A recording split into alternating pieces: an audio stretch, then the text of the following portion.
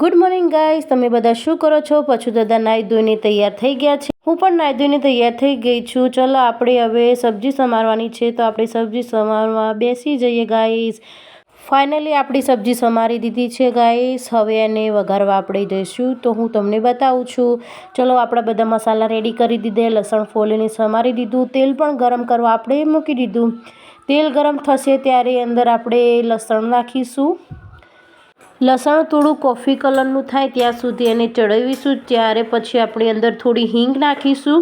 હિંગ નાખી અને પછી આપણે તેમાં વટાણા નાખી દઈશું. વટાણા નાખી અને આપણે ત્યાં એના ઉપર ડીશ ઢોકી દઈશું. તો ફાઇનલી આપણે એને ફુલાવર બી અંદર નાખી દીધું છે.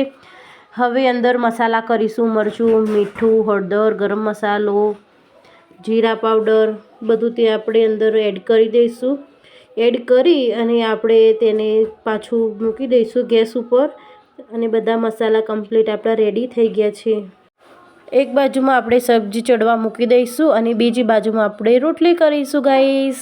તમે જોઈ શકો છો, એક બાજુમાં રોટલી થાય છે, એક બાજુમાં સબ્જી થાય છે. આપણે રોટલી થઈ જશે એટલે આપણે એને ઘી પણ લગાવી દઈશું ગાઈસ. ચલો આપણે જોડાતા રહીએ. ઘી પણ રોટલીમાં મેં લગાવી દીધું છે ગાઈસ. હવે રોટલી આપણે કમ્પ્લીટ બધી ચોપડી લઈશું અને આપણી સબ્જી પણ એક બાજુમાં રેડી થાય છે ગાઈસ. તમે જોઈ શકો છો. અને આપણી રોટલી પણ થાય છે. રોટલી પણ થઈ જવા આવી છે. અને આપણે ચલો એક બાજુમાં સબ્જી ચેક કરી લઈએ. તો સબ્જી પણ થઈ ગઈ છે. મેં અંદર કોથમીર એડ કરી લીધી છે ગાઈસ. સાંજ પડી ગઈ છે. ભૈલું મસ્તી કાઢે છે ગાઈસ. તમે જોઈ શકો છો. ભૈલું એક બાજુમાં મસ્તી કરે છે અને બીજું બાજુમાં હું અને મમ્મી સબ્જી સમારવા બેઠી ગયા છે. મમ્મી આજે સંભાર બનાવવાના છે, તો આપણે સંભાર બનાવીએ છીએ. મમ્મી આજ બધું જો સમારી દીધા છે રીંગણના, અને હવે એમનો મસાલો પણ કરે છે. અને બીજી બાજુમાં અમારા શનિભાઈ કૂતરાઓને છાશ પીવડાવે છે ગાઈસ. તમે જોઈ શકો છો. અને ફરીથી આપણે પાછા રસોડામાં આવી ગયા. મમ્મી બધો મસાલો એકદમ રેડી કરી દીધો છે. હવે એનો વઘાર કરશે. તમે જોઈ શકો છો ગાઈસ. હું તમને મસાલો બી બતાવું છું. તમે કેવી રીતે બનાવો છો કોમેન્ટ જરૂરથી કરજો મને. મમ્મીને બધો મસાલો રેડી કરી દીધો છે. હવે મમ્મી એ મસાલાને બધો મિક્સ કરી દેશે. મિક્સ કરી અને હવે રીંગણ નાના છે, સંભાર માટે બનાવ્યા છે, કટિંગ કરે એ ભરવા માંડ્યા છે.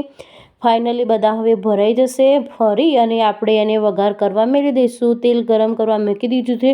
એમાં હવે હિંગ અને જીરું મમ્મીએ નાખ્યું છે. તમે જોઈ શકો છો ગાઈસ. અને હિંગ અને લીમડા હવે નાખ્યા અને એમાં પાણી પણ એડ કરશે. તમે કેવી રીતે બનાવો છો? મારી સાસુમાં તો આવી રીતે બનાવે છે ગાઈસ. તમે જોઈ શકો છો. પાણી ગરમ થઈ જાય, પાણી ઉકળે એના પછી અંદર સંભાર અંદર એડ કરી દેવાના. જોઈ શકો છો. હવે અંદર સંભાર એડ કરી દીધા.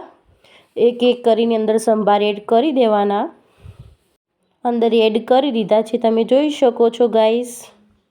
બીજી બાજુમાં આપણે ખીચડી મૂકી હતી, તે પણ થઈ ગઈ છે. ભૈલુંને આપણે ખવડાવવા જઈએ અને આપણી સબ્જી ઓલરેડી થોડી થોડી ચડી ગઈ છે.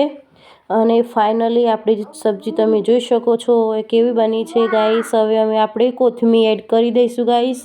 તમને બધાને આ ભાવે છે કે નહીં ભાવતું કોમેન્ટ જરૂરથી કરજો. આજના માટે આટલું. Tata bye bye. Thank you.